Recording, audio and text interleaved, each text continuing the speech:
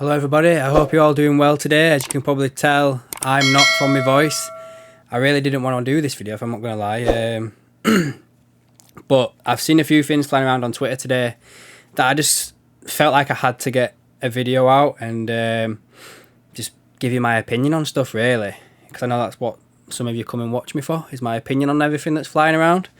So I've got 3 players I want to talk about today, and that's about it. I'm not going to touch on much else. So first up, we've got Mohamed Kudus again.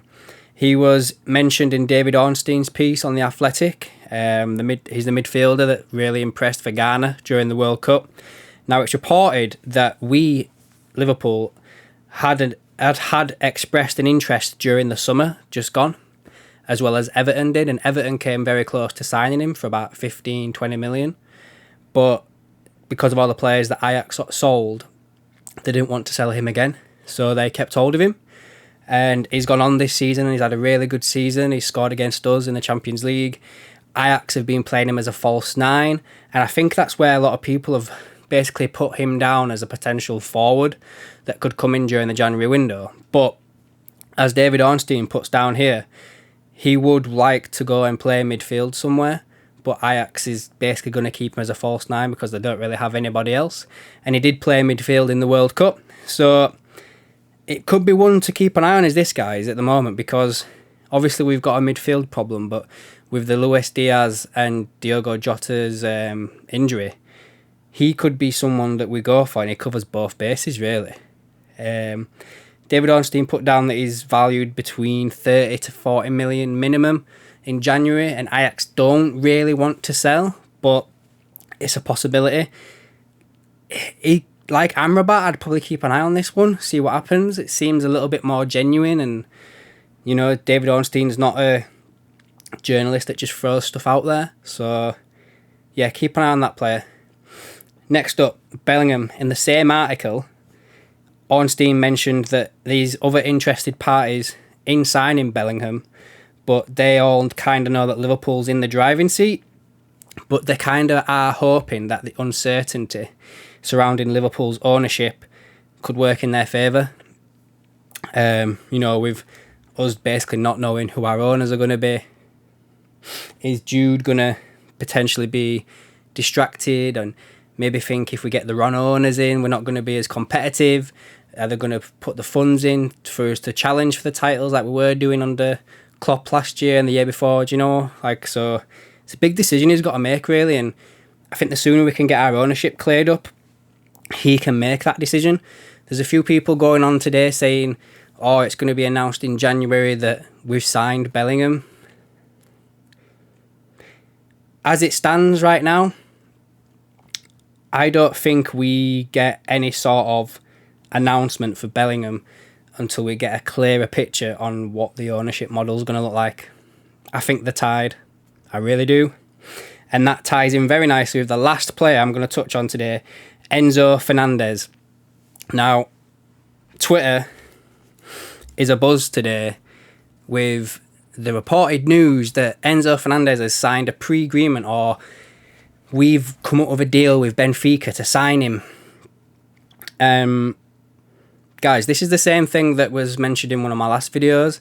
It's the same report by the looks of it. There's just a little bit that's been added to it. But yeah, like, it's being reported in Argentina today, but when you look into it a little bit, it's basically the same. Like, the one that came from Spain, the one that came from Argentina, like, it's just the same, really. So I don't get the whole buzz about it. I mean, there has been some new stuff that's come out where Benfica's president, Rui Costa, has basically said, and I'll just read the quotes now, "We have the sole objective of having a winning season. No player will leave unless it is due to the clause, which, as at this moment, is fundamental for the squad.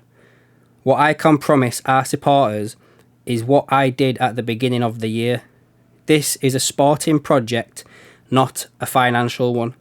Fortunately, we are not experiencing financial problems and we have no need to sell players."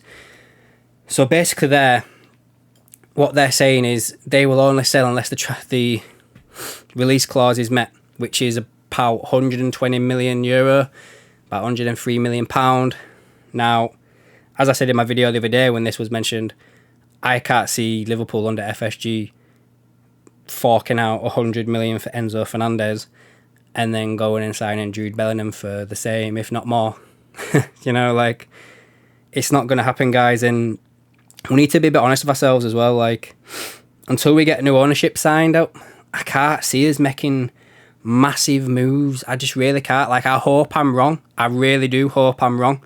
But I just, at this moment in time, someone like Kudus makes a bit more sense, you know, for January, and Amrabat. And now I know people are saying that Bellingham and Fernandez is for the summer, but maybe Fernandez is very similar to Bellingham and he's kind of waiting on things, you know, to see what happens. Like, they don't really want to commit to us until they know what players they're going to be playing with. Because look at our side, guys. Like, midfield-wise in the summer, we need about 3 minimum midfielders, don't we? Because as it stands, we're losing the Ox, Keita and Milner. So we need 3 in to make up the bodies, right? So we've got to get these players in, and we've got to be able to show that we're still competitive and we're still going to compete.